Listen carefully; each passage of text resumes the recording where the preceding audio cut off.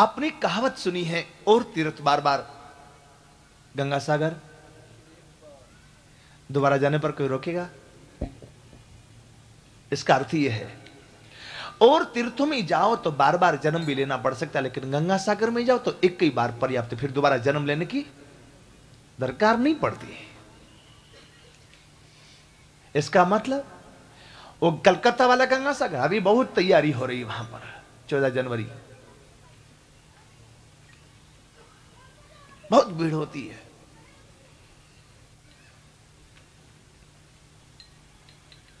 आजकल तो वहां पर एक वो जहाज वैसा चलता है, 14 जनवरी 15 जनवरी के दिन इतना स्पीडली पानी में चलता है, और इतना बड़े बड़े पंखे लगे रहते हैं उसके पीछे में, ऊपर में हेलीकॉप्टर घूमता कि कहीं कोई दुर्घटना ना घट जाए, और वो पानी में इतना सराटे से चलता है, वो पानी से फिर सूखे में आ जाएगा, और सूखे में आएगा तो सूखे से फिर वो जब पानी में जाएगा तो सराटा से निकलता,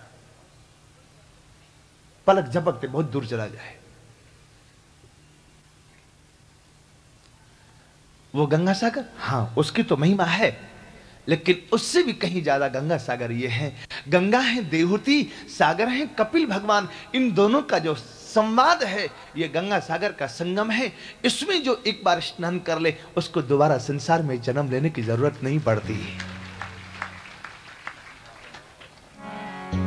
य इदम अनुसृणोति यो विधत्ते कपिल मुनिर्मत्मात्म योग गुह्यम भगवति कृतधि सुपर्ण केता उपलब्धते भगवत पदारविंदम। एक बार नहीं, यह इदम अनुसृणोति, बार बार सुने इसको, और केवल सुने ही नहीं, धारण करे अपने हृदय में। ये कपिल भगवान का गूढ़ योग है, इसको जो जीवन में उतारे उसको आत्मनः सदृशं पुत्रं न लेभे गुणशीलता। उनकी कोई संतान नहीं हो पाई, क्यों? अपने पिता के यज्ञ कुंड में जाकर इन्होंने अपने प्राणों की आहुति दे दी। विदुर जी ने कहा, ये क्या भवेशीलवताम सृष्टि दक्षु दुहित्रिवत्सल, विद्वेष में करोत कस्मादनादित्यात्मजाम सतीम। दुनिया में हर गृहस्थ अपनी बेटी से बहुत प्रेम करता है। हमने ऐसे लोग देखे हैं, जवान बेटा दुनिया से विदा हो गया तो व्यक्ति रोया नहीं। पटना की घटना है ये। एक बार शर्मा जी थे, पंजाब के रहने वाले थे, चुन्नीलाल शर्मा। वे कथा में बैठे हुए थे और पता लगा कि बेटा दुनिया से विदा हो गया। खबर देने वाले ने कहा कि जल्दी चलिए, अब तो सब खलास हो गया मामला। तो बूढ़े ने कहा कि जो होना था सो हो गया ना, मेरे जाने से जिंदा होगा नहीं, तो फिर ले चलने की तैयारी करो, कथा पूरी होने वाली, मैं आता हूं। क्या आप विश्वास करेंगे ऐसा आदमी हो सकता है? लेकिन हमने आंखों से देखा उसको। लोगों ने सारी व्यवस्था कर ली, सामान आ गया, उसको वो हो गया, ले जाने की तैयारी हुई, घर के बाहर तक आ गया, सब कुछ हुआ। वो पहुंचे घर पर,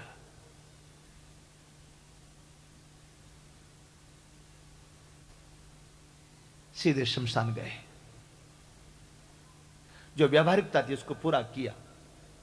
लौटने के बाद सब लोग घर लौटे और वो बूढ़ा व्यक्ति फिर कथा में आके बैठ गया कि जो होना था सो हो गया, कथा सुनने दो ना।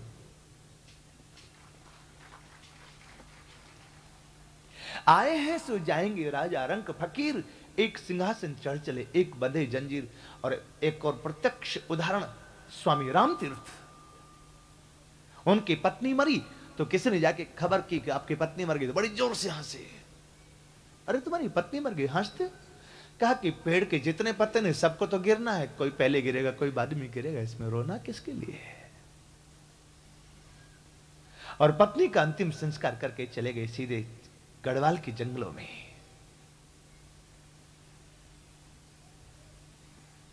भक्तमाले में कथा आती, श्री बाबा माधवदास जी के जगन्नाथपुरी में रहते थे। पत्नी मरी तो उसके पहले दोनों सोचते थे कि बूढ़ी मां है, बच्चा है, ये बच्चा थोड़ा बड़ा हो जाए तो घर में घर संभाले, हम भजन करने चलेंगे। पत्नी का देहावसान हो गया। माधवदास जी ने पत्नी का अंतिम संस्कार किया और वहीं से चले गए जगन्नाथपुरी की। ये तो सोचते सोचते मर गई भजन करने की, कहीं मैं ना मर जाऊं भजन करने की सोचते सोचते। करूं भजन। ऐसे लोग हैं। लेकिन कभी ऐसा व्यक्ति आपको मिला, बेटी की शादी हो और विदाई होवे और फिर बाप की आंख में आंसू नहीं आवे? ऐसा बाप मिलना मुश्किल है। सामने में नहीं भी रोएगा ना, तो जब बेटी चली जाएगी तो कमरा में आकर के दरवाजा बंद करके रोएगा थोड़ी देर। अरे पहली बार बेटी विदा हुई तो रोते देखा हुआ अपने भी। हमने तो देखा बेटी की शादी को 35 साल हो गया और उसके बाद कथा में बेटी आई, सारा पूरा परिवार आया, तो बेटी ने कहा कि देखो कितना भरा परिवार लग रहा है आज। लेकिन जब 7 दिन के बाद कथा पूरी हो जाएगी, सब चले जाएंगे। बाप ने कहा मुझे मालूम है, मुझे सुनाओ मत। मैंने पहले अपने मन को पक्का किया कि 7वें दिन जब कथा पूरी होगी भैया जी जाएंगे, सब लोग चले जाएंगे। और जैसे भागवत जी की पूर्णाहुति हुई, शोभा यात्रा निकली, घर के बाहर में वो व्यक्ति घर का नहीं पूरे गांव का मुखिया था। वो सड़क पर बच्चों की तरह बिलक बिलक के रोने लगा हमसे लिपट करके कि आप आए थे तो हमारे घर में बाहर आई थी, आप चले जाएंगे फिर घर सुना हो जाएगा। ये क्या दक्ष ने अपनी बेटी से इतना द्वेष क्यों किया? मैत्री जी कहते हैं, पुरा विश्व सृजाम सत्र समेता परमरसयः, पुरा विश्व सृजाम सत्र।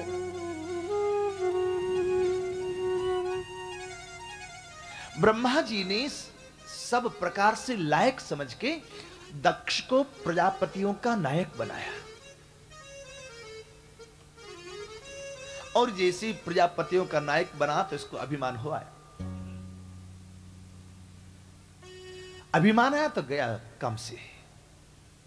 प्रजापतियों की मीटिंग बुलाई और सब प्रजापति तो दक्ष को देख के खड़े हुए। दक्ष सबके बाद में गया और तो सब खड़े हुए, लेकिन शिव जी और ब्रह्मा जी दो नहीं खड़े हुए। दक्ष ने कहा ब्रह्मा मेरे पिता हैं, बूढ़े हैं, नहीं खड़े, कोई बात नहीं, लेकिन ये शिव क्यों नहीं खड़ा हुआ? ये तो मेरा शिष्य और पुत्र की तरह है। दामाद तो शिष्य और पुत्र की तरह होता है। मैंने बड़ी गलती की। ऐसे में शिष्यताम प्राप्तो यन में दुहितुरग्रही पाणिम विप्राग्नि मुखतः सावित्र्या इव साधुवत। मैंने देवताओं और अग्नि के साक्षित्व में अपनी बेटी का कन्यादान इसको किया है। बड़ी गलती की। ब्रह्मा जी के कहने से अपनी कमल लोचना कन्या का विवाह इस मरकट लोचन से कर दिया।